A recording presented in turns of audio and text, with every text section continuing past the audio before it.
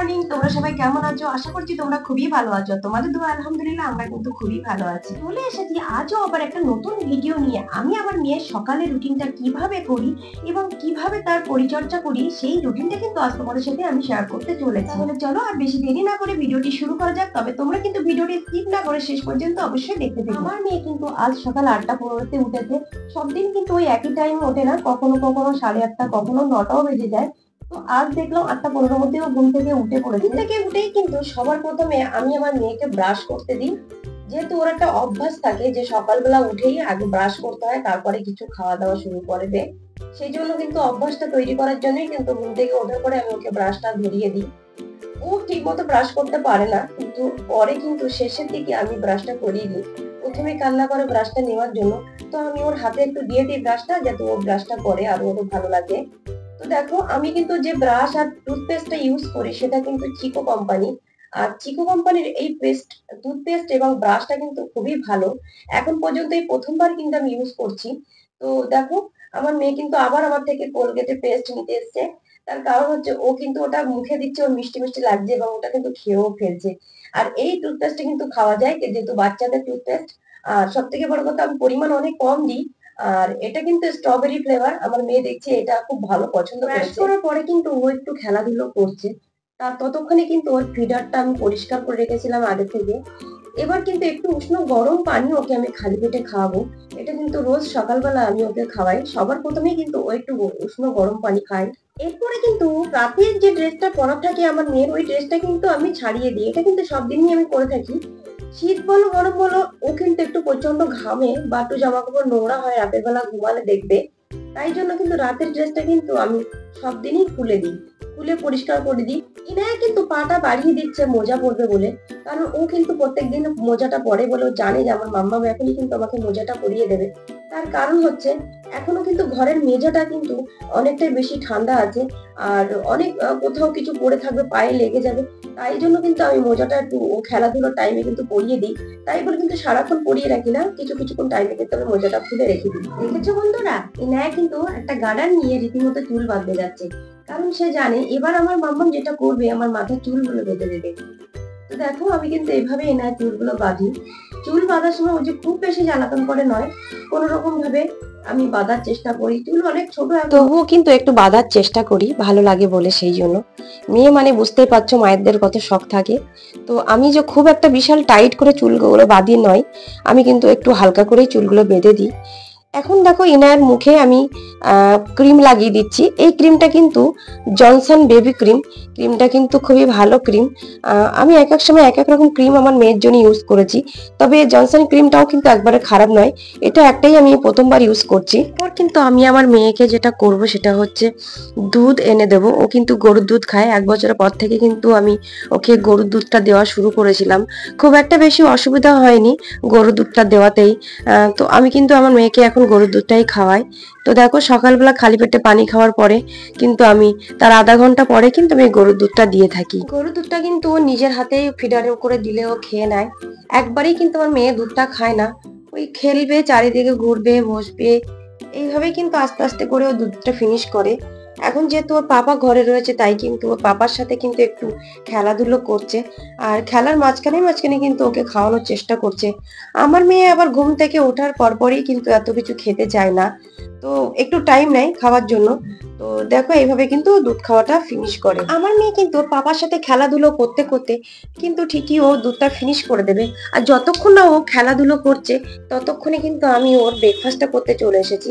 আর সকালের নাস্তাটা কিন্তু আমি তোমাদের সাথে শেয়ার করছি। আজকে বানাবো ওটস আর কলা দিয়ে একটা প্যানকেক। সবার প্রথমে কিন্তু 2 চামচ মতো আমি এখানে সাফলা ওটস নিয়ে নিয়েছি, আর তারপরে কিন্তু দুধ দিয়ে ওটাকে আমি 10 মিনিট মতো ভিজিয়ে রেখে দেব।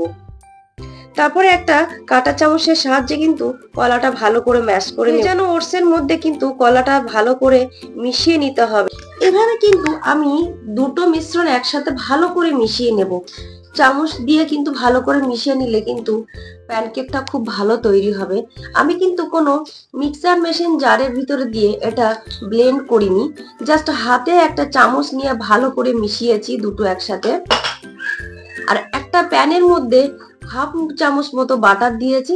বাটারটা গরম হয়ে আসলে তারপরে কিন্তু একে একে এইভাবে কিন্তু আমি শেপ করে প্যানকেক গুলো দিয়েছি। এভাবে উল্টে পাল্টে ভালো করে সেঁকে নিলেই তৈরি হয়ে যাবে বাচ্চাদের একটা দারুণ টেস্টি প্যানকেক। এটা কিন্তু বাচ্চারা খুব ভালোবেসে খায়। সাধারণত আমি আমার মেয়েকে রোজ সকালে একটা করে ডিম সিদ্ধ দেওয়ার চেষ্টা করি, কিন্তু আজকে আমি ডিমটা সিদ্ধ দেবো না। আজকে আমি ডিমটাকে একটু অমলেট বানিয়ে দিচ্ছি, সঙ্গে কিছুটা পেঁয়াজ কুচি আর এবং টমেটো কুচি দিয়ে আমি বানিয়ে নেবো এই অমলেটটা। এর ভিতরে কিন্তু আমি অ্যাড করব একটু লবণ আর সামান্য গোলমরিচ। ধনিয়া পাতা দিলে কিন্তু আরো বেশি টেস্ট হয়, কিন্তু আমার ঘরে ওটা ছিল না অপশন, তাই জন্য আমি ধনিয়া পাতা ছাড়াই বানিয়েছি। যে সমস্ত বাচ্চারা ঝাল খেতে ভালোবাসে না তাদের ক্ষেত্রে কিন্তু গোলমরিচের গুঁড়োটা স্কিপ করে দিতে পারেন। এভাবে আমি কিন্তু একটা তাওয়ার মধ্যে হাফ চামচ মতো বাটার নিয়েছি। বাটারটা গরমে আসলেই কিন্তু আমি ডিমের মিশ্রণটি ঢেলে দিয়ে এভাবেই কিন্তু একটু উল্টে পাল্টে ভালো করে সেঁকে নিলেই কিন্তু রেডি হয়ে যাবে ডিমের এই অমলেটটা। এটা কিন্তু বাচ্চারা খুব ভালোবাসে খায় এবং খুব ইজি খায়। সব দিনে ডিম সিদ্ধ না দিয়ে কখনো কখনো ডিমটাকে এভাবেও করে দেবেন, যাতে বাচ্চাদের খাওয়ার প্রতি আগ্রহ আসে এবং খেতে ভালোবাসে। আমার মেয়ে কিন্তু এই খাবারগুলো খুব ভালোবাসে। আজকে আমার মাম্মামের ব্রেকফাস্ট ছিল ওটস কলার একটা প্যানকেক আর সঙ্গে ছিল ডিমের এই অমলেটটা। আমার মেয়ে কিন্তু খুব ভালোভাবে এই সকালের ব্রেকফাস্টটা খেয়ে নিয়েছে। সব দিন কিন্তু আমি আমার মামাকে একই ব্রেকফাস্ট দিই না, সমস্ত দিনই কিন্তু আমি ঘুরিয়ে ফিরিয়ে দিয়ে থাকি। যে বললাম সকালবেলা খুব একটা বেশি মনোযোগ সহকারে ও খায় না, তার কারণ ওর মুড একটু অন্যরকম থাকে, তাই জন্য খুব স্পিডে বা খুব ভালোবেসে যে খায় নয়, খুব সময় নিয়ে খায়। তাতে করে আমার কোনো অসুবিধা নেই, আমি অনেক টাইম দিই যাতে ও আস্তে আস্তে খাবারটা ফিনিশ করে। দেখো ব্রেকফাস্ট কিন্তু কমপ্লিট হয়েছে সকাল 9:30, আর আমি তারপরেই কিন্তু আমার মেয়েকে খেলতে বসিয়ে দিয়েছি। যতক্ষণ না পর্যন্ত ও খেলাধুলো করছে ততক্ষণে কিন্তু আমি আমার ঘরের যে কাজকর্ম আছে সেগুলো কিন্তু ফিনিশ করি। আমি আমার মেয়ের জন্য কিন্তু কিছু বুকস নিয়েছিলাম, কিছু বই কিনেছিলাম, যে বইগুলো কিন্তু ও পড়ার সাথে সাথে কিন্তু একটা খেলনার সঙ্গী করে তুলেছে। বইগুলো কিন্তু ওর খেলনার বাস্কেটের মধ্যেই রেখে দেয়, কারণ ও কিন্তু ওখানে পিকচার গুলো দেখে এবং আমি কিন্তু সঙ্গে সঙ্গে ওগুলো রোজ সকাল সন্ধ্যা পড়ানোর চেষ্টা করি, বোঝানোর চেষ্টা করি। এখন তো ও পড়তে পারবে না, বলতে পারে না, কিন্তু আমি পিকচার গুলো দেখিয়ে দেখিয়ে ওকে বলতে থাকি যে এটা কি ওটা কি। এভাবে কিন্তু ও পিকচার গুলো দেখে দেখে জিনিসের নামগুলো চিনতে শিখছে বা বুঝতে শিখছে। এখনো কিন্তু আমার মেয়ে ভালো কথা বলতে পারে না, অল্প অল্প একটা অর্ধেক কথা ও বলতে শিখেছে, খুব বেশি কথা কিন্তু ও বলতে পারে না। তোমরা দেখতে পাচ্ছ ইনায়া কিন্তু বসে বসে রীতিমতো খেলাধুলো করছে এবং বইগুলোকে নিয়ে সব পেতে বসে গেছে। এভাবে কিন্তু আমার মেয়ে সকালবেলা ব্রেকফাস্ট করার পরে খেলাধুলো করে, আর আমি কিন্তু ইতিমধ্যে ওর মালিশ করার জন্য রেডি হয়ে যাই। রোজ সকালে কিন্তু আমি ওকে মালিশ করি। মালিশটা আমি তোমাদের সাথে শেয়ার করতে পারলাম না বন্ধুরা, কারণ যেহেতু ইনায়া একটু বড় হয়ে গেছে, জামা কাপড় সব ছাড়িয়ে মালিশ করার নিয়ম নেই, না হলে ইউটিউব থেকে আবার ক্লেম আসতে পারে। তো দেখো আমি কিন্তু যখন মালিশ করেছি তখন কিন্তু পুরো জামা কাপড়ে ছাড়িয়ে কিন্তু মালিশটা করেছি। আমার মেয়ে কিন্তু মালিশ করার সময় মুখে হাত দিতে দেয় না। বাচ্চাদের মালিশ করলে কিন্তু শরীরে খুব ভালো কিন্তু ঘুম হয় এবং শরীরটা কিন্তু অনেক তরতাজা ফিল হয়, আর স্কিনটাও কিন্তু অনেকটাই ভালো হয়। এই জন্য কিন্তু মালিশ করাটা অনেক প্রয়োজন। রোজ এনাকে চেষ্টা করি একটা ফল দিতে, একটা বেশি কখনো কখনো খেয়ে থাকে, খুব না হলেও একটা ফল আমি রাখি, তবে ম্যাক্সিমাম দিন কিন্তু লেবুটা আমি বেশি রাখার চেষ্টা করি। মালিশ করার পরে ওকে একটা যে কোনো ফলের রস, কখনো ডালিমের রস থাকে, কখনো মৌসুমী লেবুর রস থাকে, কখনো বা কমলা লেবু থাকে। তো আমার মেয়ে কিন্তু রস করে দিলে কিন্তু ফিডারে খুব একটা বেশি ভালো খেতে চায় না, তাই জন্য কিন্তু আমি এইভাবে পিস করে দিয়ে দেখো ও একটু একটু করে বসে ঠিক খেয়ে নেবে। আর লেবুটা খাওয়ার ঠিক আধা ঘন্টা পরে কিন্তু আমি আমার মেয়েকে গোসল করে নিয়ে চলে আসি। গোসল করার পরে কিন্তু মামা আর্থের একটা বডি লোশন আছে, যেটা আমি আমার মেয়ের গায়ে লাগাই। মামা আর্থের এই বডি লোশনটা কিন্তু ভীষণ ভালো একটা বডি লোশন। এটা কিন্তু স্কিনটাকে অনেক বেশি সফট করে, ভালো কিন্তু গ্লো করে। দেখো এটা কিন্তু মিল্কি মিল্কি ভাব আছে, যার জন্য কিন্তু স্কিনটা অনেক বেশি সফট হয়।